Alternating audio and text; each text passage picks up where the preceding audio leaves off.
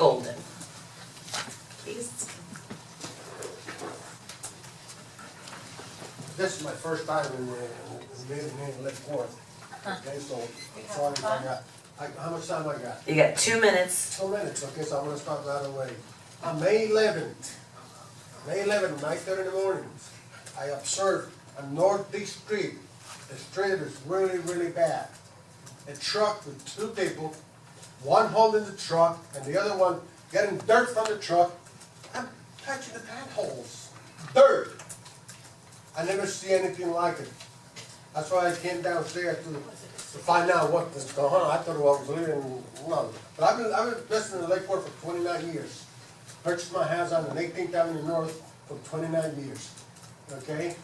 Never see anything like it, okay?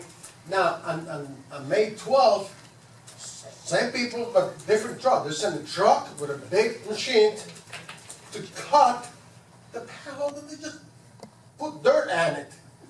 20 by 20, 30 by 30, okay? That was on the 12th. On the 13th, they sent one guy with a big machines, okay? There we go again, using the right stuff to patch the potholes. But the day before, they gotta cut the streets. I mean, that Northeast Street looks like, I don't know, somebody just came from, I don't know, got patches all over that street. And I've been living in that street for 29 years. Nothing is being done in my section. Nothing for 29 years. My street, 18th Avenue North. That's my house because I pay for, and it's paid for. Thank God that I own my house, okay? And I pay taxes in the house. Where they go, I don't know. I don't think nobody knows where taxes go. Because if you see that street, if any of you guys go and driving that street, and the reason I know about the street, and the reason I upset what I serve with that street, because I belong to the Palm Beach County Sheriff's Department, I have a COP, and that's the section I patrol. Okay, that's the section I patrol because I care. And I got involved because I care.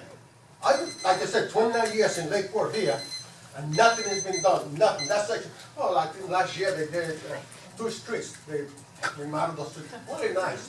They look beautiful. Why we can't do the D Street that looks like it? Like I said, somebody just, I don't know, got hurt so many times, got patches, 20 inches, 30 inches, 50. Take a look at the end north of this street. Thank you, and sir. you're going to see it. Thank you. I appreciate you, chance for me to be here. Thank Welcome. You. Let's help. And I care about Lake Forest, but I feel like Welcome. I'm decided talking about the family. Thank you. Joanne Golden, followed by Peter Taylor. Hi, good evening, everybody. Just a couple of things. I was at a League of Women Voters affair up at the casino building. It was 200 people for the biennial convention that happened, and they held part of it in Del Rey, and they came up to the casino on Friday night. And it was a really well-attended, and there were over 200 people there, and I was sorry that there wasn't any representative of the city there to welcome them. And they had a little problem because one of the step to go up on the podium was missing, so they had to have a little helper there to do it. But it was a beautiful event, and it was really well attended, and I, again, was sorry that nobody was from the city to welcome. And I know the mayor was at the graduation, so it was too bad. The other thing is, it is hurricane season, and there is a hurricane preparedness workshop to be held at the Palm Beach Club on this Thursday from 5 to 8:30. I know Kevin Anderson has been working on it, and I hope people show up because we haven't had a hurricane in a long time, and I don't know as people are prepared and know what to expect. I think there's going to be 20 vendors there, and I know there's food going to be there because it's at the golf course. So please have people come and enjoy the evening, talk to the vendors, and learn something about what's could be an upcoming hurricane. I know that the meteorologist Mike Lyons will be there giving a presentation, so it should be impressive. Thank you. Thank you. Peter Tim, followed by Peggy Fisher.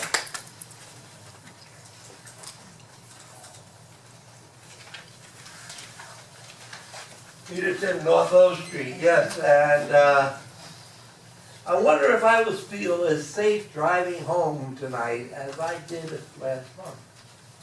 On my way home after a meeting, I saw a police action on Second Avenue North in Dixie Highway. There were about 10 or 15 police cars around it, and they were handling the situation very well. Also, a friend of mine had a burglar enter their home one night, and upon seeing them, the burglar jumped out the window, he came in. However, within a few minutes of calling 911, there was a policeman there, followed by a second and a third. Also, a helicopter was flying over the house. After getting a description of the person, they went out and they found him. They brought him back to get identified, and they found out he broke into 2 houses. So, we are getting the greatest excellence at being reactive to a problem. But it seems that every day there is another shooting in West Palm Beach, and I have heard Tiburon Street more often than I want to. Lakewood Worth has been quiet lately, and I hope this continues, but it is very close to the bad area. Now to the exhibition in Baltimore. I was at the eye doctor when it all started, and they had CNN on, and everybody in the waiting room was as horrified as I was at what was going on. And as soon as I got home, I stayed up until I fell asleep, listening to the rest of it. And I thought to myself, could this happen in Lake Worth? And I said, yes, it could. Because, as reported by CNN, all of the Baltimore gangs declared a truce and helped cause the mayhem that followed. All of them got together and they all went out and did their stuff. They had the Baltimore Police Department lined up 8 blocks away from where the problems were. And the supervisors did not move them even after the CVS was broken into, looted, and the fire set. The people at the police were still 8 blocks away. Then they called the fire department because of the fire in this building, and the fire department didn't show up. And I read that they didn't show up. Thank you, Mr. And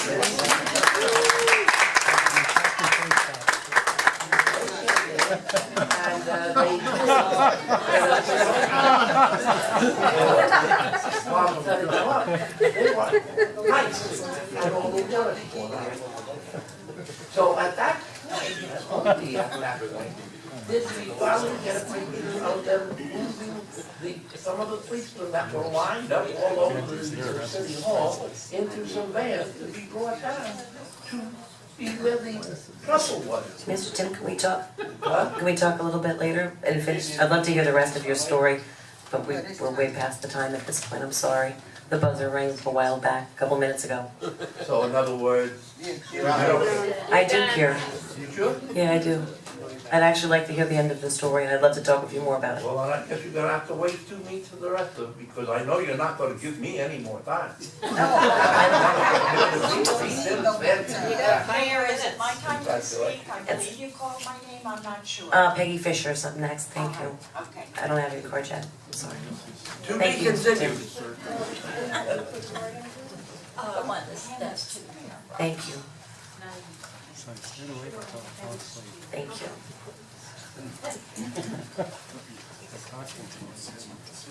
Okay, 6 minutes? Oh, wonderful. Peggy Fisher, 508 North A Street. One thing I noticed, and I'm just going to make a point of saying this, I thought we were required to come up here and state our name and address rather than just a generic on this street, so if we can clarify that. At last week's commission workshop, there were some comments made that I want to address. They were made by the people on the dais because the public didn't speak. A comment was made that the utility was operating on a skeleton staff. I'm a member of the Electric Utility Advisory Board, and in the middle of last month, the city manager and the human resources director came to our meeting and went over staffing at the electric utility. And it was certainly not a skeleton staff that was described to us.